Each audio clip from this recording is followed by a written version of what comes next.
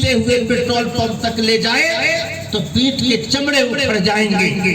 ذرا تصور کرو عرب کا وہ موسم نومبر دسمبر میں جہاں 40-45 ڈگری ٹمپریچر رہتا ہو, پوری زمین کنکریلی ہو, تپتی ہوئی دوپہر کا وقت ہو. ایسے موسم میں اگر کسی کو گردن میں رسی باندھ کے کھینچا جائے تو کیا حالت ہوتی ہوگی. حضرت بلال بے ہوش ہو جاتے. جب ہوش میں آتے مالک آتا, کہتا بلال کیوں اتنی مصیبتیں اٹھا رہے ہو, کیوں اتنی مشقتیں سہ رہے ہو؟ کہہ دو کہ اللہ ہمارا رب نہیں ہے, کہہ دو کہ محمد یہ اللہ کے پیغمبر نہیں ہے, ساری مصیبتوں سے بچ جاؤ گے. مگر سبحان اللہ جب حضرت بلال ہوش میں آتے کہتے اشہد ان لا الہ الا اللہ واشہد ان محمد رسول اللہ, میں گواہی دیتا ہوں کہ اللہ کے سوا ہمارا کوئی خدا نہیں ہے, میں گواہی دیتا ہوں کہ محمد عربی اللہ کے سچے پیغمبر ہیں. سبحان اللہ. آج اگر دو مکہ کوئی لگا دے تو ہم لوگ کہیں گے جو لکھوانا ہو لکھوا لیجئے مگر مکہ مت ماری. ہوگا نا ایسا؟ ہم چھوٹی سی مشقتوں سے پریشان ہو جاتے اور انہوں سڑکوں پہ کھینچا جاتا تھا, بے ہوش ہو جاتے تھے, پیٹ کے چمڑے چھل جاتے تھے, مگر پھر بھی کلمہ نہیں چھوٹتا تھا. فرق کیا تھا؟ وہ صاحب یقین تھے, ہمارے دلوں میں یقین کا وہ اجالا نہیں.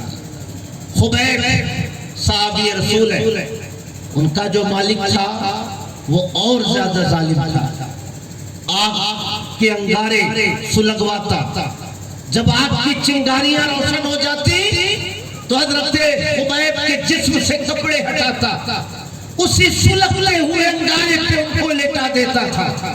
پیٹ کے چمڑے جل جاتے, اتنی چربی پگھل گئی کہ آگ کے انگارے سرد پڑ جاتے, بے ہوش ہو جاتے. جب ہوش میں آتے ان کا مالک پہنچتا, کہتا خبیب یہ کب تک مشقتیں اٹھاتے رہو گے, کب تک تم ان مصیبتوں کے سچ میں جھیلتے رہو گے؟ کہہ دو کہ اللہ ہمارا رب نہیں ہے, تمام پریشانیوں سے بچ جاؤ گے. مگر جب ہوش میں آتے تو وہی نعرہ ہوتا, میں مصطفیٰ کے جامے محبت کا مست ہوں, یہ وہ نشہ نہیں جسے تلسی اتار دے. ہوش میں آتے تو کہتے اشہد ان لا الہ الا اللہ واشہد ان محمد رسول اللہ. سب کچھ مٹ جائے مگر میں یقین سے کہتا ہوں کہ اللہ ہمارا رب ہے اور محمد عربی اللہ کے سچے پیغمبر ہیں. کہیے سبحان اللہ, اور زور سے کہیے سبحان اللہ. میرے بھائیو, ہم تھوڑی سی مشقتوں سے گھبرا جاتے ہیں اور وہ آگ پہ چل کر ایمان پہ قائم رہتے تھے. فرق کیا تھا؟ وہ صاحب یقین تھے اور ہمارے دلوں میں یقین کا اجالا نہیں. مسلم گھر میں پیدا ہوئے اس لیے مسلمان ہیں, مسلم سماج میں رہتے ہیں اس لیے مسلمان ہیں, ٹوپی والد نے خرید کے پہنا دی ہے اس لیے مسلمان ہیں, کرتا پاجامہ نانا نانی نے سلوا کے دے دیا اس لیے مسلمان ہیں. ہمیں پتہ نہیں کہ اسلام کسے کہتے ہیں, ہمیں پتہ نہیں کہ ایمان کسے کہتے ہیں. میرے بھائیو, اگر ایمان کا اجالا دل میں ہوگا تو سبحان اللہ, حضرت بلال تلواروں کے سائے میں رہتے ہوئے بھی اپنے رب کے دربار میں سر جھکانا نہیں بھولے. اگر ایمان کا اجالا دل میں ہوتا تو ہم لوگ اپنے گھر میں رہتے ہوئے اپنی پیشانی کو اپنے رب کے دربار میں ضرور کم کرتے. کہیے سبحان اللہ, اور زور سے کہیے سبحان اللہ. اس لیے میرے بھائیوں, بدل دو وقت کو پروانہ اب خدا کے لیے, بدل دو وقت کو پروانہ اب خدا کے لیے, چراغ بن کے جلو بزم مصطفیٰ کے لیے.